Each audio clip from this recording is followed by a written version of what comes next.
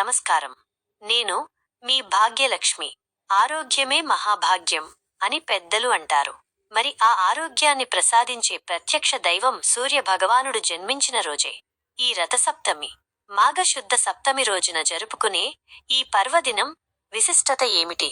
ఏ విధంగా పూజిస్తే 7 జన్మల పాపాలు తొలగిపోతాయి అనేది ఈ వీడియోలో వివరంగా తెలుసుకుందాం. రథసప్తమి పూజా విధానం. ముఖ్యమైన ఘట్టాలు: పవిత్ర స్నానం, అర్కపత్ర స్నానం. రథసప్తమి రోజున సూర్యోదయానికి ముందే స్నానం చేయాలి. 7 జిల్లేడు ఆకులను శిరస్సుపై 1, 2 భుజాలపై, 2 మోకాళ్లపై, 2 పాదాలపై ఉంచుకుని స్నానం చేయడం అత్యంత ప్రధానం. ఇలా చేయడం వల్ల 7 జన్మల పాపాలు, అనారోగ్యాలు తొలగిపోతాయని నమ్మకం. సూర్యనారాయణ పూజ. ఇంటి ముందర గాని, పూజా గదిలో గాని శుభ్రం చేసి రంగురంగుల ముగ్గులతో సూర్యరథం వేయాలి. సూర్య భగవానుని ఫోటో లేదా ప్రతిమకు ఎర్రటి గంధం, అక్షతలు, ఎర్రటి పూలతో మందార వంటివి పూజించాలి. నైవేద్యం: క్షీరాన్నం. ఈ రోజున ఇంటి ముందర పొయ్యి పెట్టి చిక్కుడు ఆకులతో చేసిన పందిరి కింద కొత్త పాత్రలో పాలు పోసి పరమాన్నం వండాలి.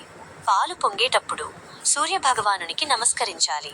ఆ పరమాన్నాన్ని సూర్యునికి నైవేద్యంగా సమర్పించాలి. సూర్య అర్ఘ్యం. ఒక రాగి పాత్రలో నీరు తీసుకుని అందులో ఎర్రటి పువ్వులు, అక్షతలు వేసి సూర్యునికి ఎదురుగా నిలబడి ఓం సూర్యాయ నమః అంటూ అర్ఘ్యం వదలాలి. పూజ సమయంలో ఆదిత్య హృదయం పఠించడం వల్ల శత్రు భయం తొలగి కార్యజయం కలుగుతుంది. ఎవరైతే ఈరోజు భక్తితో సూర్యుని ఆరాధిస్తారో వారికి ఏడాది పొడవునా ఎటువంటి ఆరోగ్య సమస్యలు దరిచేరవని శాస్త్రాలు చెబుతున్నాయి. మీరు కూడా ఈ రథసప్తమి రోజున సూర్య భగవానుని అనుగ్రహం పొందాలని మనస్ఫూర్తిగా కోరుకుంటున్నాను. ఈ సమాచారం మీకు నచ్చితే వీడియోను లైక్ చేయండి. మీ ఆత్మీయులకు షేర్ చేయండి.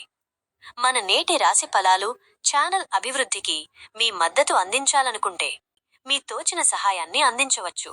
మరిన్ని భక్తి విశేషాల కోసం ఇప్పుడే సబ్స్క్రైబ్ చేసుకోండి. సర్వే జనా సుఖినో భవంతు. నేను మీ భాగ్యలక్ష్మి. ధన్యవాదాలు.